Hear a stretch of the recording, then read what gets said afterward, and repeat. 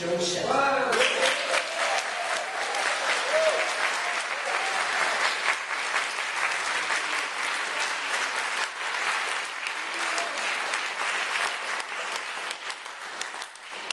Really, really, truly wonderful to be here tonight with all of you. I honestly never thought this was going to happen, because in June 2010, at the Vienna Dissident AIDS Conference, the organizer, Dr. Christian Fiala, suggested that I pull together the video archive that we've been gathering over a period of 25 years and make a film. And, I've never really made a film. I've made documentaries. But the idea of making a film was only made possible by this bloke here. But anyway, more about that in a minute. I made yes noises, but was saying definitely not inside. So much so that I had a little nervous crisis, lost a lot of weight, and thought, that's it. But with a little help from my sister Rosemary, and a little help from my friends, and they know who they are, and some of them are here, and of course with Christian Fiala's encouragement, he funded the project and is executive producer, we managed to get the show on the road. By we, I mean Andrew Rees, co-producer and director from Yellow.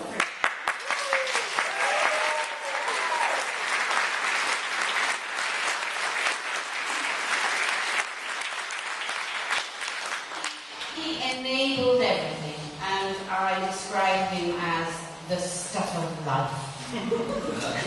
Now, you'll be hearing from him a little later, but then there was Mark Wood, composer of the music, also associate producer on the film, and webmaster of the Immunity Resource Foundation website. And then there was Boyd Skinner. Now, Boyd Skinner was our cameraman. And he's somewhere here.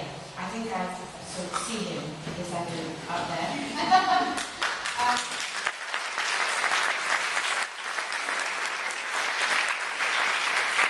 He painstakingly digitized and graded 60 hours of footage from a myriad of sources going back 25 years.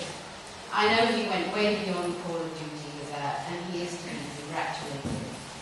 Now, our two wonderful sound recordists, Marco Ibarone, sadly isn't here, but Nikos Nikolaides is here.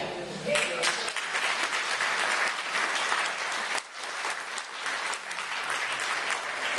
the incredible thing is that this film was made over the last 9 months in my sitting room. Plus a series of film days, of course, presided over by production manager Maria Lisa Meacham, who kept us all in order.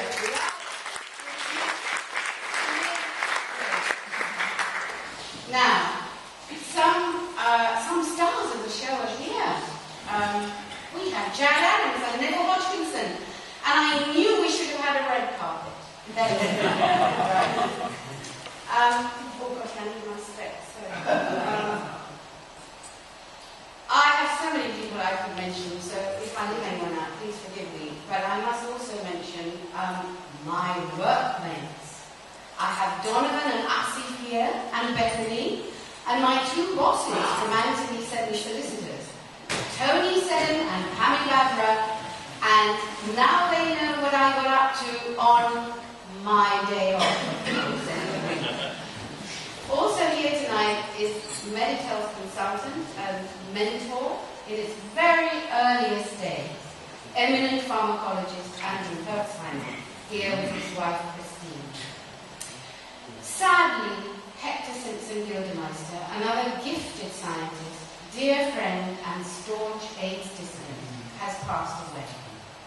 Otherwise, if he were here, he'd be dishing out his customary quota of acerbic jive, and I miss them. But I see that his friends are here in force, which is comforting. Now, Peter Duesberg, where is he? Professor Peter Duesberg. Well, he couldn't be here from Berkeley, California, but I am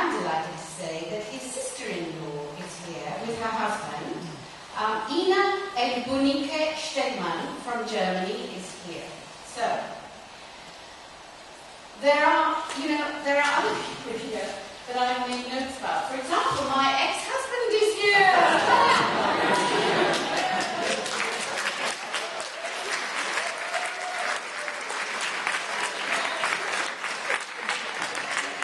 A really amazing, really tough AIDS dissident fighter, Claire Walton.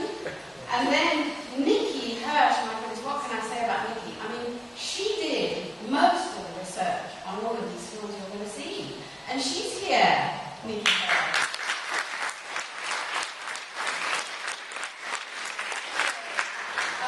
We were really, really chuffed last month that the film you're about to see was selected for the Lucerne International Film Festival and was nominated for Best Documentary, to our amazement. This was indeed a film. And this was just last month. So here we are. Now, welcome to all of you. And my Chilean cousins are here. Primos y primas, chilenos y chilenas también. Y Frank Rees, who's helped me over the years, my goodness, keep Meditel above the ground. And my childhood friend Lynn Evans is there, I see her. I could go on and on and on.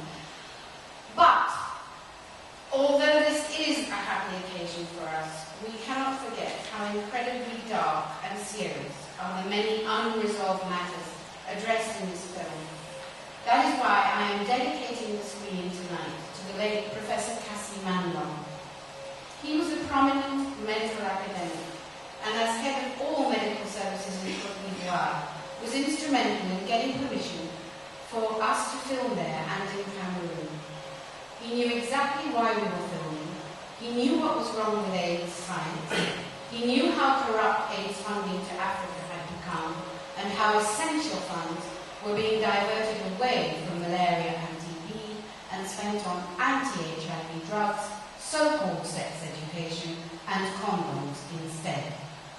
I lost touch with Dr. Manlon and only recently learned to my absolute horror that he had been assassinated, brutally murdered in Burundi 10 years ago.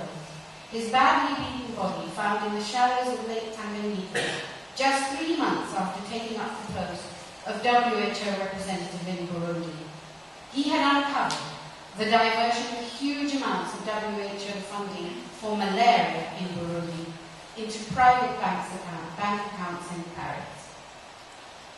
Amongst those arrested and charged were his assistant, also the Director General of Public Security Police for Burundi, and the Deputy Administrator of Burundi's Secret Service.